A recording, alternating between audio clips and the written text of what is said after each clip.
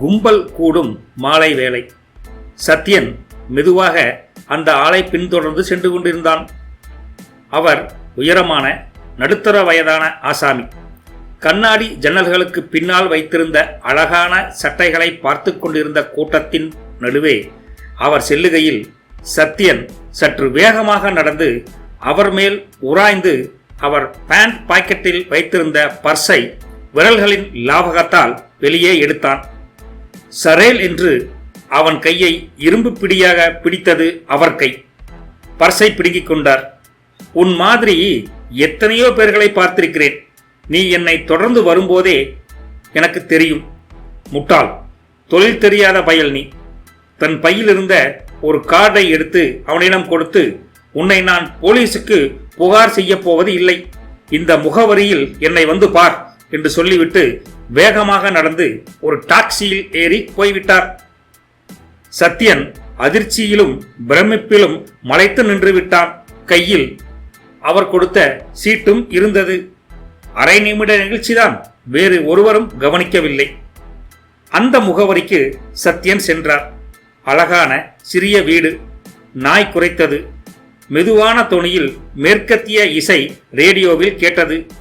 நாய் குரைப்பதை கேட்டு அவர் வெளியில் வந்தார். வாயில் சிகரெட் தொங்குகிறது. நீயா என்றார். சத்யன் பேசாமல் அசடுத்தனமாக நின்றான். சிகரெட்டை வாயிலிருந்து எடுக்காமல் அவர் கேட்டார், உன் பெயர் என்ன? சத்யராஜ். எதுவரை படித்திருக்கிறாய் நீ? 9ஆம் வகுப்பு வரை படித்திருக்கிறேன்.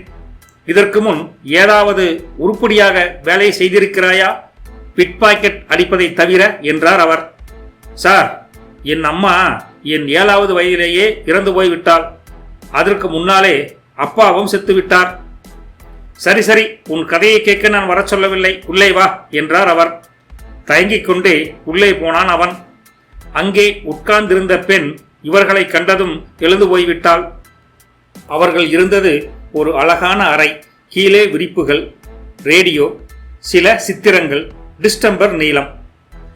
எத்தனை தடவை நீ ஜெயிலுக்கு போயிருக்கிறாய்? சத்யனை கேட்டார் வீட்டுக்கு உரியவர். ஒரே ஒரு தடவை சார், அதுவும் அக்கிரகமாக தள்ளிவிட்டார்கள். அப்புறம் அந்த குற்றத்தை நான் செய்யவில்லை என்று ப்ரூவ் பண்ணியதும் என்னை விட்டு விட்டார்கள் என்றான் அவன். சரி சரி, ஏரோப்ளேனில் போயிருக்கிறாயா? இது என்ன கேள்வி என்கிற மாதிரி பயத்துடன் சிரித்தான் சத்யன். ஓ, ஏரோப்ளேனில் டிக்கெட் இல்லாமல் விடமாட்டார்களோ என்று சொல்லி அவரே அவரிடம் சிரித்துக் கொண்டார். பிறகு ஆளை பார், பரதேசி மாதிரி. சிறு வயது, தலையை வாரிக்கொள்வதுதானே. உன் முகத்தை பார்த்தாலே கேள்வி கேட்காமல் கைது பண்ணுவார்களே போலீசில் என்றார் அவர். சத்யன் தலை குனிந்து கொண்டிருந்தான். முதலில் உட்கார் என்றார் அவர். கீழே உட்கார்ந்தான். சீ சீ சீ, எந்திரி, எழுந்து இந்த நாற்காலியில் உட்கார் என்றார் அவர். உட்கார்ந்தான் ஓரத்தில். சரியாக உட்காரப்பா, நான் சொல்வதை கவனமாக கேள். நான் உனக்கு ஒரு நல்ல பேண்ட்டும் ஒரு சட்டையும் தருவேன். நாளைக்கு காலையில் நன்றாக டிரஸ் செய்து கொண்டு தலையை வாரி டிப்டாப்பாக இங்கே வர வேண்டும். வந்ததும் உன்னிடம் ஒரு ஏரோப்ளேன் டிக்கெட் கொடுப்பேன். ரிட்டர்ன் டிக்கெட்டும் உண்டு. விஷயம் ஒன்றுமில்லை. மீனம்பாக்கம் போயிருக்கிறாயா? உடனே அவன், ஓ, போயிருக்கிறேன் சார். சிவாஜி திரும்பி வரும்போது அவரை பார்க்க போனேன். அதுவும் இங்கிலீஷ் கூட கொஞ்சம் கொஞ்சம் பேசுவேன் சார் என்றான் அவன். நல்லதாக போய்விட்டது. மத்தியானம் 3:30 மணிக்கு ஹைதராபாத் போகும் விமானத்தில் நீ போக வேண்டும். 1:30 மணி நேரத்தில் அங்கே அது போய் சேர்ந்துவிடும். அங்கே ஒரு ஓட்டலில் தங்க வேண்டியது. நான் ஒரு முகவரி தருவேன். ஹைதராபாத்தில் அந்த இடத்திற்கு போய் கடிதத்தை கொடுத்தால் ஒரு பெட்டி தருவார்கள். அந்த பெட்டியை வாங்கிக் கொண்டு மறுநாள் காலை 10:30 மணிக்கு திரும்பி வரும் விமானத்தில் சென்னை வந்துவிடு. மீனம்பாக்கத்தில் என் கார் டிரைவர் உனக்காக காத்திருப்பான். அவனிடம் பெட்டியை கொடுத்து விட வேண்டியது. உடனே அவன் உனக்கு ஒரு புது 100 ரூபாய் நோட்டை கொடுப்பான். நீ எங்கே இறங்க வேண்டுமோ அங்கே உன்னை விட்டு விடுவான். அவ்வளவுதான். என்ன, புரிகிறதா என்றார் அவர். செய்கிறேன் சார், ஆனால் அந்த பெட்டியில் என்ன இருக்கும்? சத்யனால் கேட்காமல் இருக்க முடியவில்லை. உன் தாத்தா மடையா, அதில் என்ன இருந்தால் உனக்கு என்ன? ஒரு பூட்டின பெட்டி, அதை கொண்டு வர வேண்டியதுதான். அவ்வளவுதான் உன் வேலை என்றார் அவர். அதற்கில்லை சார், நடுவில் சோதனை ஈதனை ஏதாவது வந்து மாட்டிக்கொண்டால் அப்படி என்று வினவினான் அவன். ஹைதராபாத் விமானத்துக்கு ஒரு செக்கிங்கும் கிடையாதப்பா. போகிற போது நேரே போய் ஏறிக்கொள்ளலாம். திரும்பி வரும்போது அந்த பெட்டியை அங்கே லக்கேஜ் கவுண்டரில் கொடுத்து விட வேண்டியிருக்கும். அவர்கள் அதுக்கு ஒரு சீட்டு தருவார்கள். அதை மீனம்பாக்கம் வந்ததும் திருப்பி கொடுத்தால் பெட்டியை கொடுத்து விடுவார்கள். என்ன புரிகிறதா என்றார் அவர். சரி சார், நன்றாக புரிகிறது என்றான் சத்தியன்.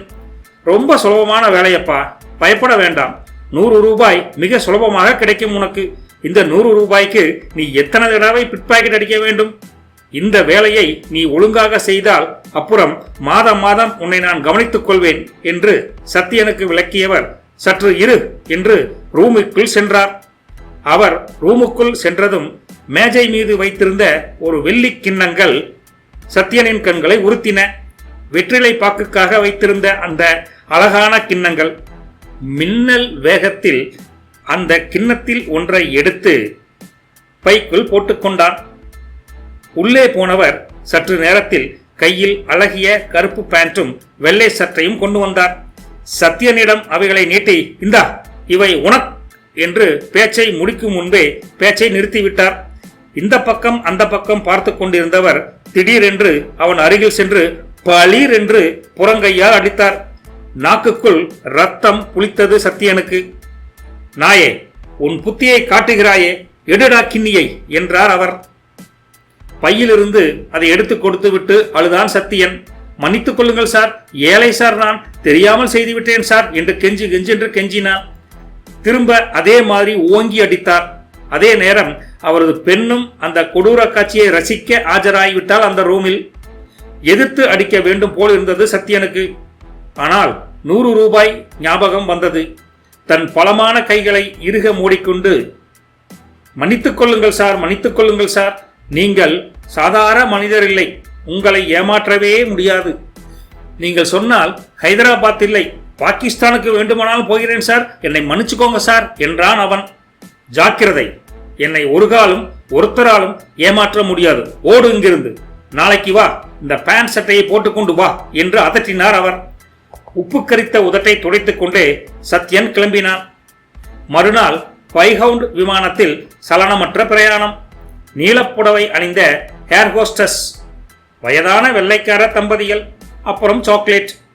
சத்யனுக்கு மிகவும் பிடித்திருந்தது அந்த விமான பயணம். இந்த மாதிரி சந்தர்ப்பம் எப்பொழுதாவது எனக்கு கிடைக்கும், எப்பொழுதும் கிடைக்காது, கிடைத்த வரைக்கும் அனுபவிக்க வேண்டும் என்று நினைத்துக் கொண்டு நான் திண்டு வீட்டில் பறக்கும் விமானத்தில் CL ராமச்சந்திரன் என்று பெயரில் தனக்குள் சிரித்துக் கொண்டான் அவன். வயிற்றில் மிருதுவான பயமும் விளையாடியது. ஏர் ஹோஸ்டஸ் தந்த மிருதுவான சாக்லேட்டை கடித்தான். பல் வலித்தது. காரணம், அவர் அடித்த அடி அப்படி. பாவி, என்ன அடி அடித்தான்? நான் செய்தது தப்புதான். அவன்தான் 100 ரூபாய் கொடுக்க போகிறானே, அதற்குள் ஒரு 10 ரூபாய் கிண்ணியையா திருடுவது? என் புத்தியை என்ன சொல்வது? என் புத்திதான் அப்படி. ஆனாலும் என்ன அடி அடித்தார் அவர் என்று மனதுக்குள் கோபமாகத்தான் இருந்தான். கொஞ்ச நேரம் கண் அயர்ந்தான். எதிரே சிவப்பு விளக்கு எரிய ஏர் ஹோஸ்டஸ் பெல்ட் அணியுமாறு விமானத்தில் சொன்னாள். விமானம் இறங்கி ரன்வேயில் தொட்டு தத்தியது. சத்யன் இறங்கினான். கிளாரிட்ஜ் என்ற ஓட்டலில் இருந்தது அந்த முகவரி. அந்த ஆசாமி உயரமாக கருப்பு கோட் அணிந்து வாயில் சுருட்டுடன் அவனை கண்ணாடி மூலம் பார்த்து, செக் கொடுத்தாரா அவர் என்று கேள்வி கேட்டான். இவன் பெட்டி வந்த பிறகு அனுப்புகிறேன் என்று சொன்னார் என்றான் சத்தியன். பெரிய ரோக் அவன். இந்த பெட்டிதான் அது, எடுத்துக்கொள் என்று காட்டினான் அந்த கருப்பு கோட்டு. பெட்டி சத்யன் எதிர்பார்த்ததை விட சற்று பெரிதாகவே இருந்தது. தூக்குவதற்கு மிகுந்த கனமாகவும் இருந்தது. 2 கைகளாலும் சேர்த்துத்தான் தூக்க வேண்டி இருந்தது. நீ டாக்ஸியில் போ என்றான் அந்த கருப்பு கோட்டுக்காரன். டாக்ஸி வைத்துக் கொண்டு தன் ஓட்டலை அடைந்தான் சத்தியன். அறையில் முக்கி முனகி பெட்டியை கொண்டு போனதும் அப்பாட என்று படுக்கையில் சாய்ந்தான் சத்தியன். மாலை 7 மணி ஆகிவிட்டது. என்ன செய்வது? சினிமாவுக்கு போகலாம் என்றால் சினிமாவுக்கும் நேரமாகிவிட்டது. பொழுது போகாமல் பையில் சிகரெட்டை தேடினான். பெட்டியை பார்த்தான். பெரிய பெட்டி, அழுத்தி பூட்டப்பட்டிருந்தது. இதில் என்ன இருக்கும்? இவ்வளவு கனமாக இருக்கிறதே யோசித்தான். சுற்றுமுற்றும் பார்த்தான். பெட்டியின் பூட்டை தடவினான். வலுவான பூட்டு. சுற்றுமுற்றும் பார்த்தபடி மறுபடியும் பார்த்தான் அந்த பூட்டை. எதிரே படம் மாட்டியிருந்தது. அதை எடுத்துவிட்டு சுவரின் ஆணியை பெயர்த்து எடுத்தான். கதவை தாளிட்டுக் கொண்டான். அரை மணி நேரம் திண்டாட்டத்திற்கு பிறகு பூட்டு மெதுவாக திறந்தது. வியர்வை துடைத்துக் கொண்டு நடுங்கும் கைகளால் பெட்டியை திறந்தான். அதில் ஒரு சிவப்பான துணி போட்டு மூடியிருந்தது. துணியை விலக்கினான். பெட்டி நிறைய பாட்டில்கள் அடுக்கப்பட்டிருந்தன. ஒழுங்காக புரளாமல் துணி சுற்றி அடுக்கப்பட்டிருந்தது. அனைத்தும் விஸ்கி பாட்டில்கள். மஞ்சளான திரவங்கள் மென்மையாக சலசலத்தன. அடப்பாவி, இதுதானா விஸ்கி கடத்தலா என்று எண்ணியவன் கீழே சென்று வேறு ஒரு பூட்டு வாங்கி வந்து அதை பூட்டிவிட்டு, நமக்கெதற்கு, பெட்டியை கொடுக்க வேண்டியதுதான், பணத்தை வாங்க வேண்டியதுதான், அவ்வளவுதானே என்று எண்ணிக்கொண்டான். மீனம்பாக்கத்தில் விமானம் வந்து இறங்கியது. விமான நிலையத்தில் டிரைவர் தயாராக காருடன் காத்திருந்தான். சத்தியன் பெட்டியை தூக்க முடியாமல் தூக்கி வருவதை பார்த்து அவனை நோக்கி விரைந்து வந்து அதை வாங்கிக் கொண்டு காரின் பின்சீட்டில் வைத்தான் டிரைவர். உங்கள் எஜமானன் வரவில்லையா என்று சத்தியன் கேட்டதற்கு டிரைவர் பதில் சொல்லாமல், நீ எங்கே இறங்க வேண்டும் என்று கேட்டான். மவுண்ட் ரோட்டில் விட்டுவிடு, 1000 விளக்கு பக்கத்தில் என்று அவன் சொல்லிவிட்டு டிரைவர் பக்கத்தில் அமர்ந்தான். கார் கிளம்பியதும் இந்தா என்று டிரைவர் ஒரு கவரை அவனிடத்தில் கொடுத்தான். அதில் அந்த வீட்டு பெரியவர் முன்பு சொன்னது போல புத்தம் புதிய 100 ரூபாய் நோட்டு கவர் இருந்தது. அதை வாங்குகையில் சத்தியன் டிரைவரின் புஷ்கோட்டின் பக்கவாட்டு பையில் இருந்த கருப்பு பர்ஸை கவனித்தான். மவுண்ட் ரோட்டில் ஜெமினி அருகிலேயே இறங்கிக் கொண்டான். மிகவும் நன்றி என்றதும் கார் சென்றது. சத்தியன் அந்த கருப்பு பர்ஸில் இருந்த பணத்தை எண்ணினான். 15 ரூபாய் இருந்தது. அதை எடுத்துக்கொண்டு பர்ஸை விசிறி எறிந்துவிட்டு மெதுவாக நடந்தான். ஆக மொத்தம் இன்றைய லாபம் 115 ரூபாய் என்று எண்ணிக்கொண்டு கன்னத்தை தடவிக்கொண்டான். தடவின இடத்தில் வலியோ வலி. பாவி, அந்த அடிய அடித்தாய் என்று எண்ணிக்கொண்டு சற்று விரைவாக நடந்து அருகில் இருந்த போலீஸ் ஸ்டேஷனை நோக்கி நடந்தான். இன்ஸ்பெக்டருக்கு சலாம் போட்டுவிட்டு மரியாதையாக நின்றான். என்ன என்று இன்ஸ்பெக்டர் வினவினார். சத்யன் பணிவாக, சார், ஒரு ஆள் அக்கிரமம் பண்ணுகிறான் சார், ரொம்ப பெரிய அக்கிரமம் சார், அதை ரிப்போர்ட் செய்ய வந்தேன், யாரிடம் சொல்ல வேண்டும் என்றான் அவன். என்ன அக்கிரமம் நடக்கிறது? நிமிர்ந்து பார்த்தார் கண்டிப்பு நிறைந்த அந்த இன்ஸ்பெக்டர். நிறைய விஸ்கி பாட்டில்கள் ஒருவன் கள்ளத்தனமாக விற்கிறான் சார், அதுவும் அவன் வீட்டிலேயே அடுக்கி வைத்திருக்கிறான், பாட்டில் பாட்டிலாக. என்னது என்று ஆச்சரியப்பட்டு கேட்டார் நம்ம இன்ஸ்பெக்டர். ஆமாம் சார், என் கண்ணாலேயே பார்த்தேன், முகவரி கூட சொல்கிறேன் சார், நுங்கம்பாக்கத்திலே என்று அந்த முகவரியை சொல்ல ஆரம்பித்தான். இன்ஸ்பெக்டர் டெலிபோனை எடுத்து நுங்கம்பாக்கம் போலீஸ் ஸ்டேஷனுக்கு கூப்பிட்டார். குட் மார்னிங், நான் ராஜேந்திரன் பேசுகிறேன். அப்படி என்று ஒரு புரோஹிபிஷன் கேஸ் உங்கள் சர்க்கிள் என்றார் அவர். ஒரு முக்கியமான மதுவிலக்கு கேஸில் போலீஸுக்கு உதவி செய்ததற்காக சர்க்கார் சத்யனுக்கு 100 ரூபாய் வெகுமதி கொடுத்தார்கள். சத்யன் சிரித்துக் கொண்டான். ஓர் அறை விட்டாலும் விட்டான். அதிகப்படியாக ஒரு 100 ரூபாய் கிடைத்தது. இந்த கதைங்க ஒரு திக் கதைக்காக நான் சொன்னனுங்க. இதை ஃபர்ஸ்ட் டைம் சொல்கிறேங்க. இதில் ஏற்றத்தாழ்வு எப்படி இருக்குது, கதை புரிஞ்சுதா அப்படின்னு கூட நமக்கு புரியலிங்க. உங்களுக்கு கதை புரிஞ்சிருந்தா, அது பிடிச்சிருந்தா கமெண்ட்டில் எப்படின்னு சொல்லுங்களேன். வழக்கம் போல் இரவு 7 மணிக்கு குடும்ப பாங்கான குழந்தைகளுக்கு தேவைப்படும், பேரன் பேத்திகளுக்கு தேவைப்படும் அனைத்து கதைகளும் வந்துட்டு இருக்குதுங்க. இது ஒரு ட்ரையலுக்காக இந்த திக் கதை சொன்னங்க. நல்லா இருந்தால் கண்டினியூ பண்ணலாங்க, இல்லைன்னா விட்டுறலாங்களே. நீங்கள் பார்த்து சொல்கிறத பொறுத்தா இருக்குதுங்க. போயிட்டு வரட்டுங்களா? மறக்காமல் கமெண்ட் பண்ணுங்க. நன்றி, வணக்கம். ஆமாம், இந்த கதை வந்துங்க ஒருத்தர் அருமையாக எழுதியிருக்காருங்க. அவர் யாருன்னு தெரிஞ்சுதான் அதையும் கமெண்ட் பண்ணுங்களேன். போயிட்டு வரேங்க. நன்றி, வணக்கம்.